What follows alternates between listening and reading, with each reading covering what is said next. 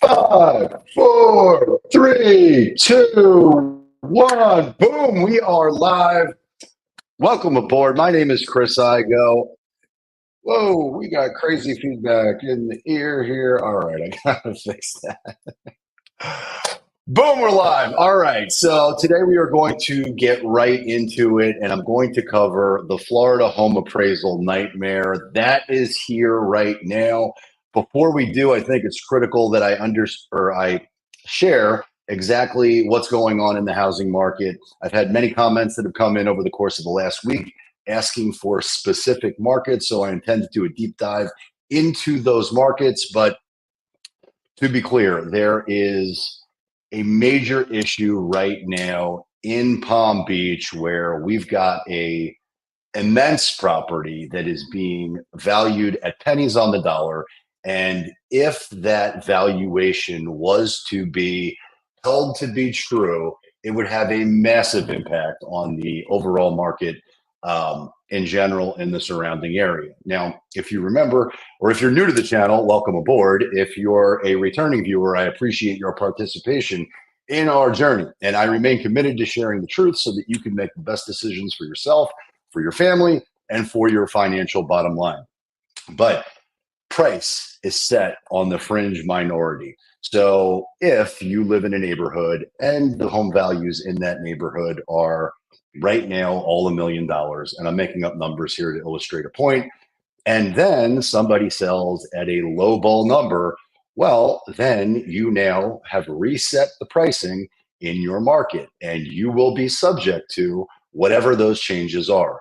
So although there are many homeowners right now in the state of Florida that are sitting on a metric shit ton of equity, that equity is not real until it's realized. And when the market changes, it changes fast. Now, that being said, home values and real estate are lagging. So it takes a while for the pain of the market correction that may happen in the stock market to catch up with the housing market. But make no mistake, there is a lot of volatility. There is a lot of change that is absolutely coming. And I don't say that to scare you. I share it to prepare you. But let's get right into the numbers and right into the data, because the data does not lie. Unless, of course, it's reported by the government, in which case it is probably manipulated. Boom, boom. All right. So there have been quite a few requests. I want to share what's happening right now in real time. Any data that you see reported by almost any realtor organization is going to be very lagging. What I have is in real time right now. And today is Sunday, it's the 8th, and happy Sunday. I hope you had a great weekend. I know that I did. We celebrated my mom's 80th birthday, and that was awesome. But that being said, we're 8 days into October, so let's see what October has yielded so far in terms of activity in the market. All right, so one of the requests that I got from a viewer was for Lighthouse Point, and Lighthouse Point is in Broward County. Lighthouse Point is one of the features and benefits of living in Lighthouse Point is many of the homes have direct intercoastal access. They've got room for big yachts and boats in their backyard. So a lot of the homes have water frontage, which is great if you want to live that lifestyle. It's also quite pricey. Now, Lighthouse Point wasn't always pricey. So there are some original homes. There are some, well, I don't know if they're original owners, but there are there are elderly folks in that neighborhood who have lived there forever and have original or dated homes. Those homes are waterfront. Those homes demand a premium, and builders, developers, and anyone who has the means want to buy those homes and put up a new home that's modern, luxurious, and has waterfront access. So those homes are a rarity, and everybody's clamoring for that scarce resource of land. But I share that background to just let you know what Lighthouse Point is actually like. Single family homes in Lighthouse Point so far in October are down 40% relative to last month in September. In September, the average selling price was 1.7 million, And so far, 10 days or 7 days into the month, they were a touch over 1 million.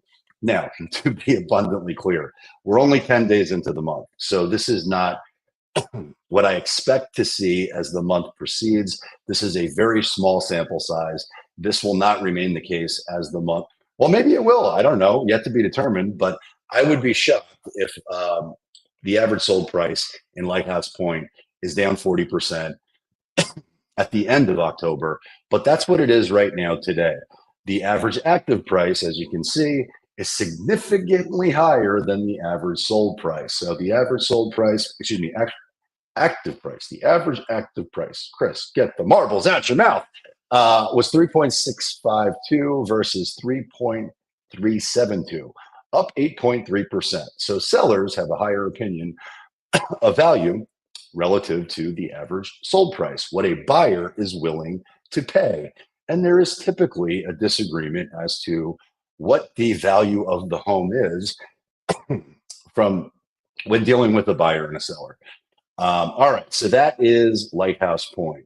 Since we're in Broward County and I got a request for it, we're going to go over to West Broward. We're going to talk about Parkland.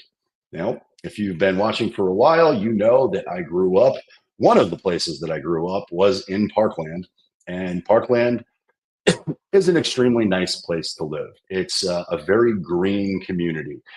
There are lots of trees, parks, equestrian features. It's a great place to live.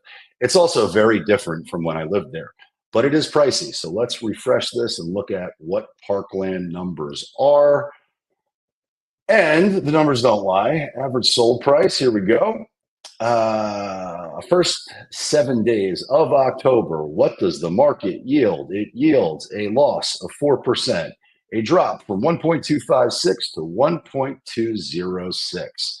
That's Parkland, and that is a direct request from a viewer. All right, so we're going to pivot from Parkland, and we are going to jump to, let me just check the comments here.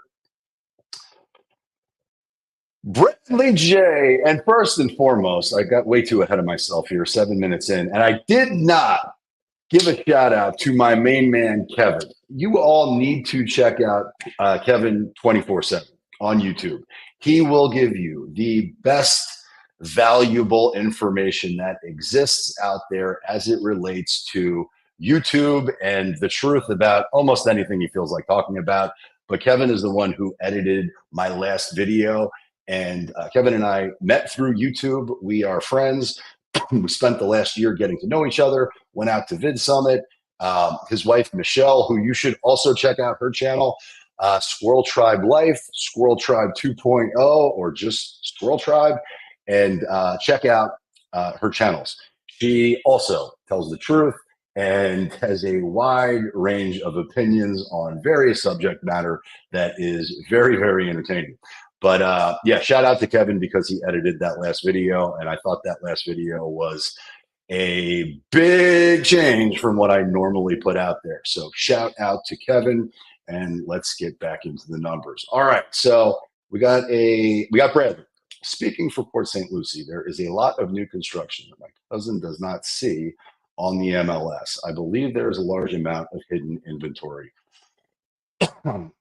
Hidden inventory. Are you talking about shadow inventory? Are you talking about inventory that may exist on a bank's balance sheet that is not hitting the market? I don't know what you're referencing. I can tell you that what new construction typically is not going to be on the MLS in most cases. Well, depending on the builder, right? So the MLS is the place of last resort that they want to put a home.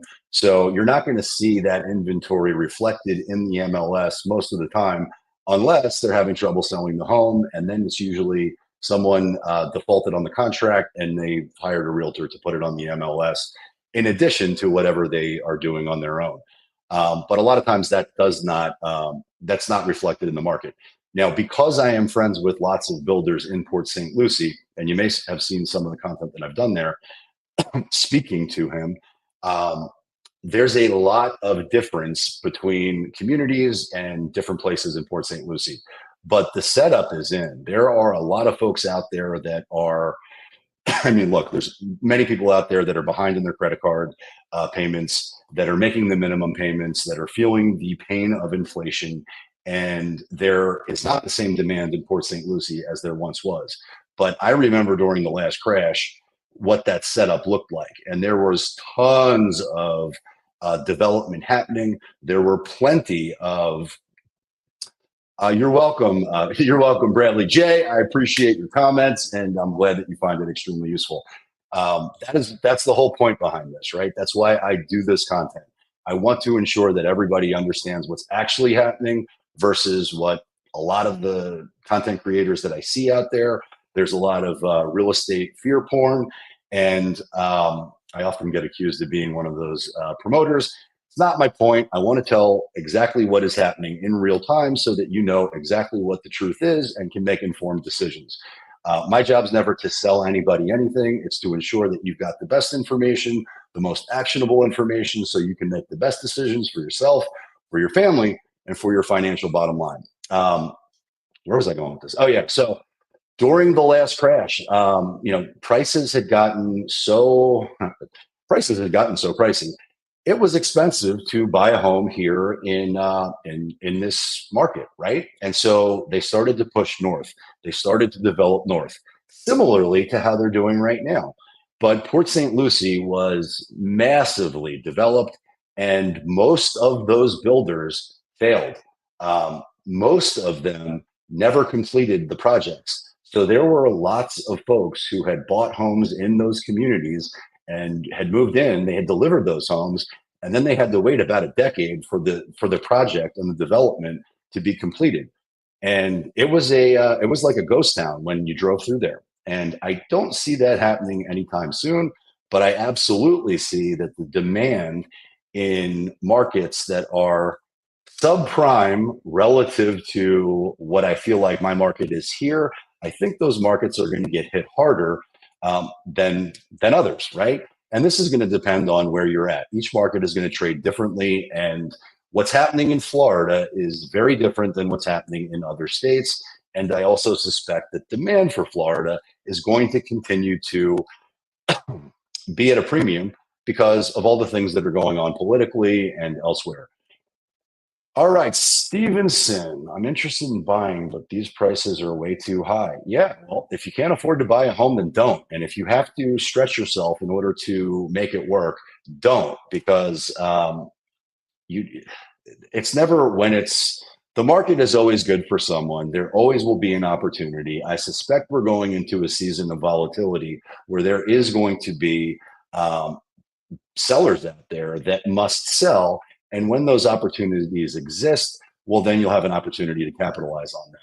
But for right now, the trend, well, we'll see what the trend is because we're covering the numbers. But in my market, prices are continuing to uptick. Demand has certainly fallen off a cliff relative to last year. But make no mistake, there are plenty of buyers that are out there right now today, many of them cash, and real estate is trading and will always trade, period. It's always a good market for someone.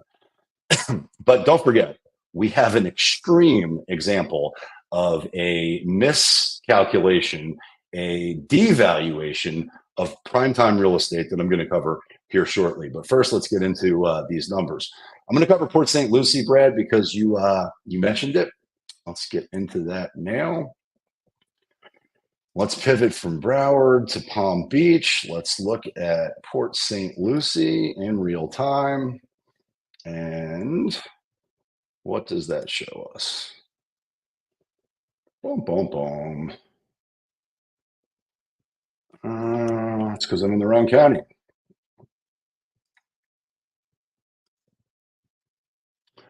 We'll get to it here.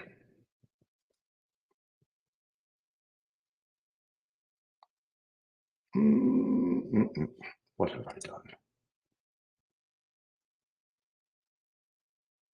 I have messed this up.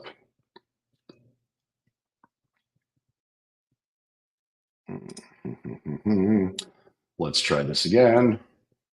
City.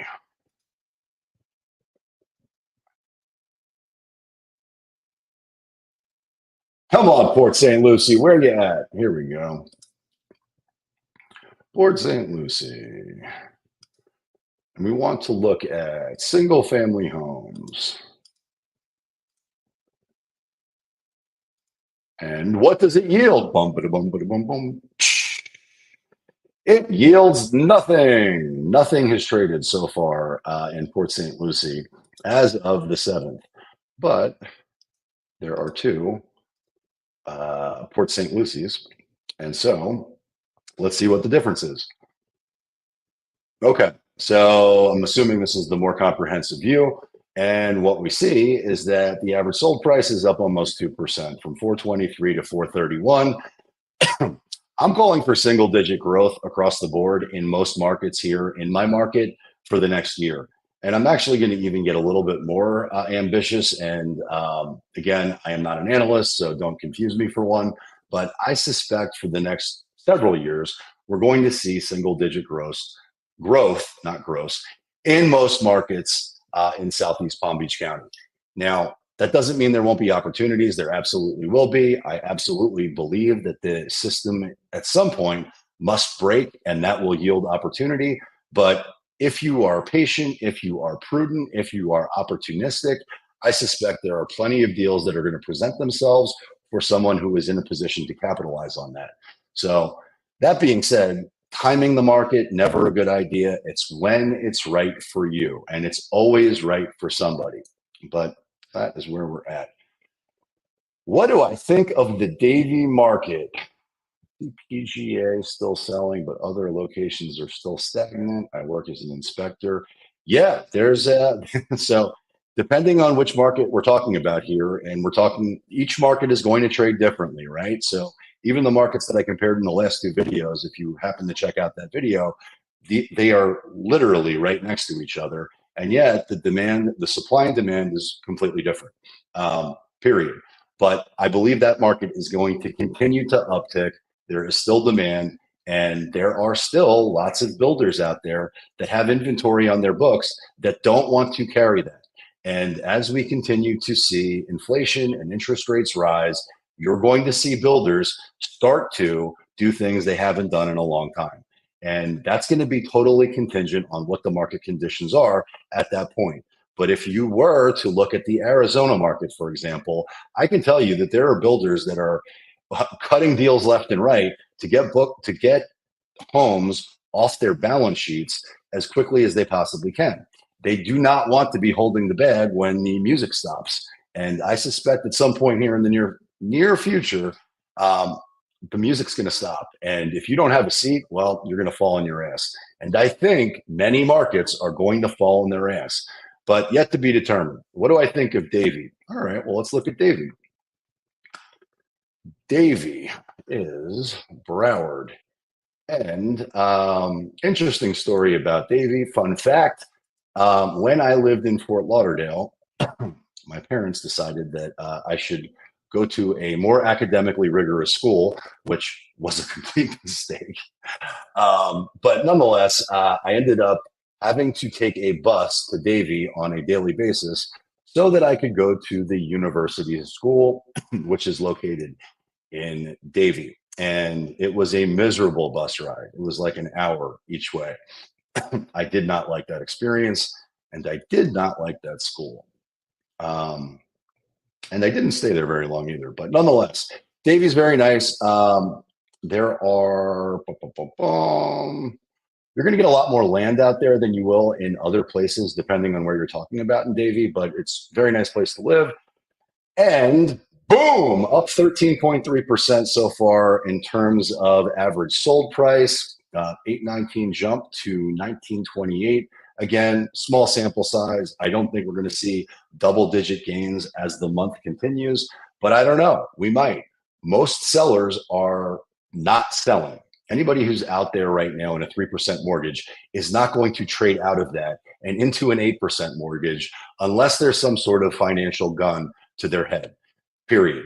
And I think there's going to be a lot of people who live above their means, who have been able to afford a certain lifestyle of keeping up with the Joneses, that are going to feel the pain of recession in a way that they haven't felt yet. And I don't want that to be the case. I'm certainly not rooting for that. But I know plenty of people who make a lot of money that, as an example, combined income may make $1 million, but they live a lifestyle that's more like 1.2 or 1.3 or 1 point something higher than 1 million. And when the music stops and they can't afford to continue to play that game anymore because somebody loses their job or gets a pay reduction or whatever it might be, they're going to have to reevaluate in real time. And many of those folks who are sitting on a metric shit ton of equity think that they're insulated and protected. Well, they are up until they're not. And if the pain of recession becomes sufficient enough for people to wake up and smell the music, well, I suspect it's not going to be like an isolated incident. I think it's going to be many people feel that pain around the same time. And it's not going to be a slow down tick. It's going to be there are no homes for sale one day, and the next day there's 20 homes for sale in your neighborhood. As an example, I'm making this up. But when that happens, all of that equity goes away real quick when the fire sale starts. So if anybody happens to think they may be at risk at some point and they're considering selling, I would tell you, run the numbers and see where you're at, because when this changes, although real estate is lagging and all of that is true relative to leading economic indicators, I can tell you that when there's 20 homes for sale, you're fucked, period. That's the truth. And you don't want to be in that position. So right now, still equity, still buyers. It's a liquid market now. And you can, every home I've sold over the course of the last quarter has set a record in the development that I was selling in, period. And that's because I know how to price homes the right way. I know how to create a market within a market. I know how to find the one buyer on planet Earth willing to pay more than anybody else. And I'm an expert in doing that. But I can do that because the market allows me to do that. And the market dynamics are changing. So when they change, I'll still be able to do that. However, there's going to be a hell of a lot more competition, and there's probably going to be a hell of a lot less, or a hell of a lot less enthusiastic buyers. They're going to be investors who want a deal. So make hay while the sun's shining while you still can.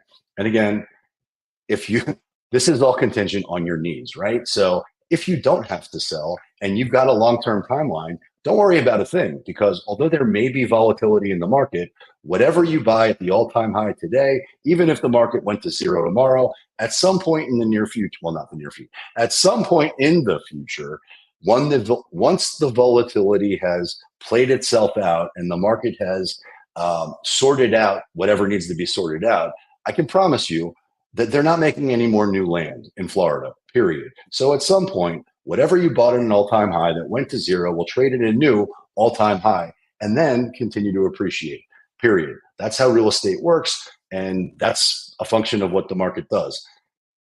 I think it will take 4 or 5 years to shake out prices. Yeah, it might. I don't think you're wrong there. I also think it's going to depend on which market you're in, period. So what I'd be looking for, and what I suspect that we're going to see, is you're going to see other markets drop quickly. And the first thing I'd be looking at are first our stock markets, and then also the international stock markets. What's happening in other markets?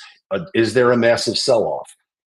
There are plenty of risks out there in terms of pension funds, in terms of the federal budget. I mean, we can go down a wormhole of all the risks that are inherent in the system, but I don't think anybody wants to hear that. I've talked about it way too much.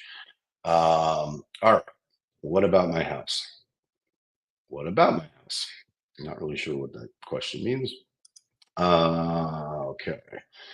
So that was Broward. Let's talk more locally here. Let's cover the cities that are my wheelhouse. Let's start in my market, and let's look at Boynton Beach. Now, again, these numbers are still macro. If you are interested in learning what's happening in a particular hyperlocal market, then we can drill down and get into that. Reach out to me. I'm happy to do so. But this is a 5,000-foot overview of what's happening in Boynton Beach. And so far in Boynton Beach, in the month of October, We've got double-digit gains. Average sold price up 17%, 655 to 767. And the average active price on the uptick too by 1%. To be clear, it's not going to stay this way over the course of the month. Small sample size, but that's what's happened so far. I would be shocked if we saw double-digit growth. I would not be shocked if we saw single-digit growth. But I will continue to tell you the truth in real time. That is Boynton. Let's look at Delray. Delray Beach, booyah, up 9%. 1.126 to 1.229, and the average active price down 2%. Again, we're looking at almost double-digit growth in every market that we've covered, with the exception of Lighthouse Point, which is down 40%. Again, it's not going to stay there 7 days into the market. All right, so that's Delray. And from there, let's go to Boca Raton, and then let's talk about the massive miscalculation and a real threat to the market that is out there right now. All right, so what the heck am I? All right, City, Palm Beach County, Boca Raton. Where are we at? Boca Raton in his house, up 115%. Okay. This is obviously not going to stay that way over the course of the next month, but it does give you an indication of the demand that exists in this market, which is still insane. But what does that tell me? It tells me there are lots of folks out there that have money, that want what they want, and they're willing to pay a premium to live the life they want to. And in Boca Raton, well, so far, up 115% from 897 to 1.92. Let's just round it up to 2 million. To $2 million. Now, it's not going to stay that way for the rest of the month, but that's what it is. There is demand. So if you are governing yourself from the mindset that there's going to be a massive fire sale that happens over the course of the next quarter, I'm here to tell you it's not going to happen. Now, doesn't mean there's not going to be volatility. There will be, but demand is insane in my market, and inventory is highly, highly scarce, which is why builders are building and doing what they're doing. The builders are making a fortune, and the builders are creating lotteries because they can. And they're really the only game in town right now, because sellers are not selling. They're never going to trade out of the 3% mortgage until they have to. But that's it for the market wrap for now. Now let's get into what I think you want to see, which is the Florida home appraisal nightmare and some of the implications that I think present themselves. So let me share the screen. And boom, boom. We're talking about Mar-a-Lago. What's the real value of Trump's historic Mar-a-Lago estate? And I've been wanting to talk about this for a long time because, as many of you know, he is in court a lot these days. And this is not political. I'm not trying to make this political at all.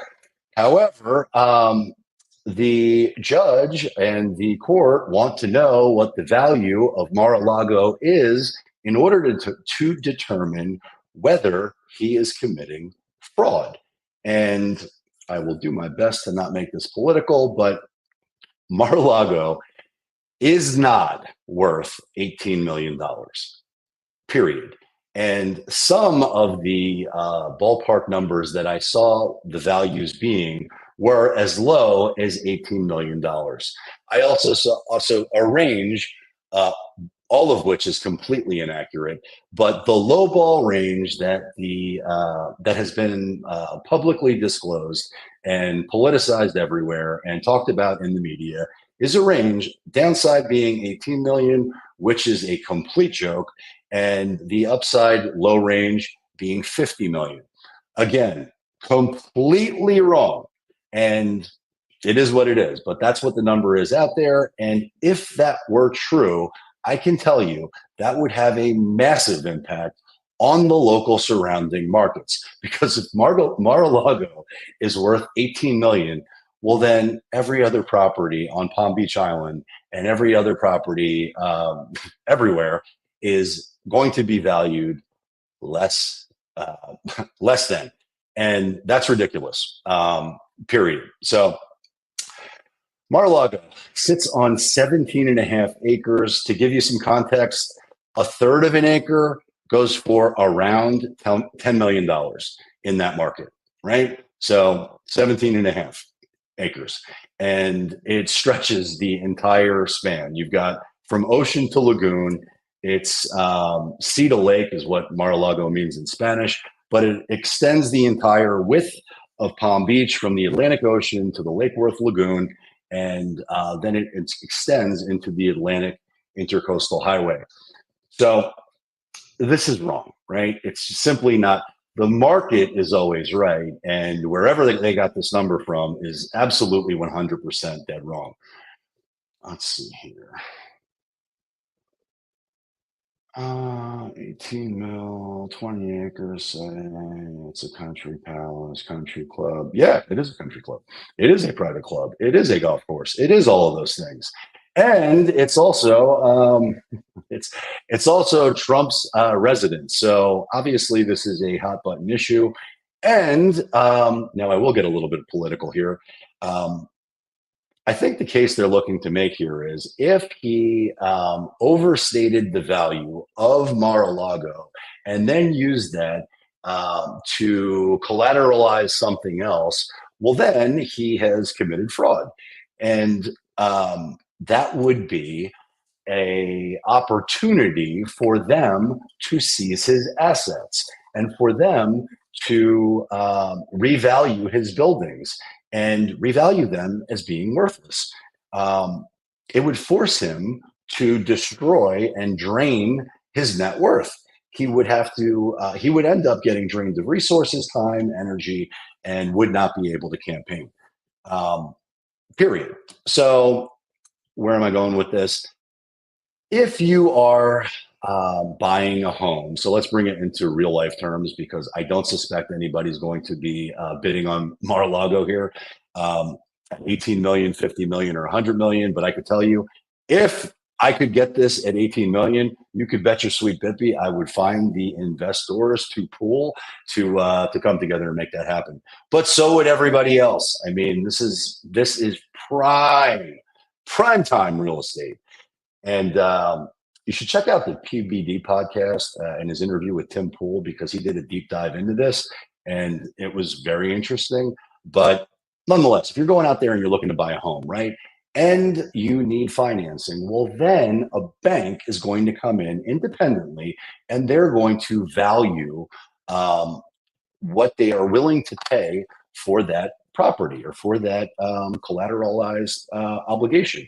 They're going to bring in a third party to determine what they're willing to lend at. They're going to set the number.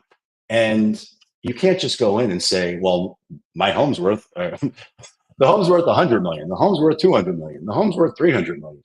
It doesn't work that way. This has to be substantiated by a third party appraiser. And that's not what happened whatsoever. But it'll be interesting to see how it plays out because it is certainly going to get more and more contentious and more nasty and more aggressive. But it will be interesting to see because if he had to fire sale Mar-a-Lago, well, then I suspect it would have a major impact on the local surrounding markets. Dave Rubin explains this well. Take out the top to frighten the masses. Yeah, I mean, yeah, this is in their playbook, and this is what they do. It's sad, but that is where the country is at right now. And obviously, I hope it doesn't stay that way. But there's a lot of systemic risk that is in the system right now that I've talked about for a very long time that I can't ignore. Right, so. Put buying aside completely just for a second and follow me here if you don't mind. But just think about this. Back when I was a stockbroker and trading the market on a regular basis, and I did that for 20 years, I was an active participant in the great financial crisis. I came in and we would have 500-point down days. I mean, a sea of red on the screen. Everything was trading lower, and there was no liquidity. The banking system was about to fail, and they bailed it out. And was that right or wrong? You know, that's a question I can't answer. Although in real time, what I said was the market should be allowed to fail, because if it does fail, well, then they'll figure it out. And yes, there's going to be pain. And yes, we're going to have to fix many of the systems that are broken, but we won't continue to kick the can down the road, because if we bail these things out and we play that game, when it crashes next time, it's going to be 100x worse. And that's what we're looking at today. So and when I say today, that's what we're going to be looking at some point in the future. There will be something within the system that breaks, and when it does, it's going to impact every market across the board, and that's going to have global consequences. But it already is. We've already experienced that. There is so much going on right now, and I'm not going to get into all of it because we'll be here all night, but the military industrial complex, the games that are being played, the insanity of the money grab that's happening on an institutional systemic level is disgusting. And yet people still need to they need to live their lives. They need to earn a living. They need to be able to afford homes. They need to be able to max out whatever opportunities they have to the fullest. And there's just a massive gap between the haves and the have-nots and the have-nots. Would you sell your house now and rent for 3 years? That's a good question. So I was recently what was it, last month? Similar situation. A family hired me. In fact, this is somebody who found me on YouTube. They were referred to me by one of their family members who watches me on YouTube. And that's exactly what they did. They wanted to cash out at the high. They wanted to downsize a little bit, but we set a record in the community, right? Priced the house at 900. I got them 950, and they're going to wait it out. They're going to rent for a couple of years. They think that the volatility in the market is not worth it. So for them, it made sense, because in that particular instance, they have one son that's going off to college, another that will be going off to college in the next year or so. Actually, that's not true. He's a little bit younger than that, but at some point in the near future, and they've got a massive home. So for them, it made sense to downsize, to rent, and they're going to wait it out. And they may be rewarded by their timing, but they're playing the timing game, which is right for them. There's no right or wrong. It's whatever is right for you. And I don't know what their financial picture really looks like. It's not like I audit my clients. I take them at their word. But if they had financial concerns that they wanted to ensure they could preserve their equity to solve, well, then it makes a hell of a lot of sense, right? Cash out at the high and wait for a more opportune time to go back into the market, if that's the game you're playing. I don't suggest that for everybody. What I suggest is you do whatever is right for you. I think the rental market is going down a lot. It depends what market you're in. So in my market, the rents continue to uptick. They're not as frothy as they were last year. They're still insanely frothy relative to other times in the past, but that's going to be contingent on exactly which market that you're in. In my subdivision, finding a rental is damn near impossible, and those prices continue to uptick. There are no deals. Renting anything today is $30,000 plus a year. You will lose your investment. Yeah. Well, look, I mean, rent is you paying for your landlord's mortgage, period. And it's likely you paying, it depends on who the homeowner is, right? Or the property owner. But yeah, it's an investment vehicle that you are capitalizing them with. You're throwing money away. But that being said, it doesn't make it right or wrong. It's whatever's right for you. And not all people can afford or qualify for a loan. I mean, in the last example that I used, last year or 18 months ago, you could go out there and buy a $500,000 home and earn $70,000 to qualify for it, right? that same home at 8%, that was when mortgage interest rates were at 3%. Well, now that they're at 8%, in order to qualify to get the loan, you have to earn $125,000, which is $55,000 more than 18 months ago. Well, how many folks do you know that got a $55,000 raise over the course of the last 18 months? I would argue very few. But who knows? For some people, it's the right move. For others, it's not. What about me? I'm great. I have no interest in selling. My family and I are very happy in the house that we're in, and it's perfect for us. So for me, it's a set it and forget it game. Now, I will be totally transparent. My neighborhood is so perfect that not only did we move there, my mother-in-law moved to the community. My sister moved to the community. I've got friends that I've gotten to move to the community. I'm trying to bring everybody in because it's such an incredible place to live. So I have no intention of moving anytime soon. However, what I will say is there have been changes that I've done some videos on that give me pause and make me consider thinking about selling. And to be totally transparent, because land is at such a premium and much of the agricultural or preserved land that surrounds my neighborhood and the local surrounding area that was never to be touched, it was supposed to be preserved or reserve land, which gives it a incredible aesthetic of being very green and very what's the word I'm looking for? Just a very pretty, natural, picturesque setting.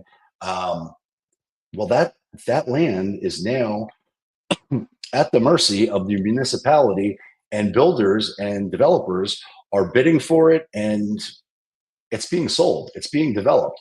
So many of the reasons that we moved here are starting to change, and I've noticed how overpopulated it's become. So when I did the last video where I'm highlighting what it's like to live in Avenir, honestly, I did consider it for a minute. So the only thing I can tell you that I know for certain is that change is certain. And right now, for me, living where I live is perfect up until it's not. And when it's not, well, then I'll pivot and move wherever I choose. South Florida has sold out, zero green space left. Yeah, the land is scarce, and that's why there are so many developers right now that are out there. In particular, GL Homes had this went to, I don't know if it got ruled on yet, but if it wasn't voted on yet, it will be voted on soon. But they've been negotiating to swap land, which is prime time land in Boca Raton, and swap that for preserve land, which is out west. And that land, which is out west, is definitely not the same as the land that is in Boca Raton. And if they set that precedent to allow that swap, well, then I suspect it will open the floodgates for other developers to be able to do the same thing. So while in fact, I think we're at the breaking point in terms of development. If we push into the Everglades, we will absolutely destroy the ecosystem. And if we do that, well, then I can promise you, yes, will I stay? No, I won't stay. I will absolutely leave this area because that will have devastating consequences. I don't think anybody is stupid enough to allow that to happen, but they will do what they must to develop more property. So you will see some rezoning. You will see municipal golf courses, for example. You'll see them get swapped out and sold. You'll see anything that is any opportunity that exists. The market is going to ensure that it seeks its highest value, and cash will always seek its highest value. There will always be a builder out there who is going to bid up for land. So there are plenty of farmers out here, plenty of agricultural land that's out here that surrounds me. Many of those farmers have sworn they would never sell. Well, they never sell up until they do, and at some point, cash talks and bullshit walks. So I suspect that at some point, similar to the same thing that happened when I lived in Fort Fort Lauderdale started to get overcrowded, started to downtick. We moved. We moved to Coral Springs. Same thing happened. We moved to Parkland. Same thing happened. We moved out here to, well, Boca, then Boynton, and it's happening as we speak. But people continue to move here. Demand continues to be high. Land continues to be scarce. And until that changes, prices are going to continue to appreciate. So, Matt, I appreciate you. You definitely win the award for most active posts. So I appreciate that. It's been a good conversation. Hope you all have a great evening. And until next time, peace.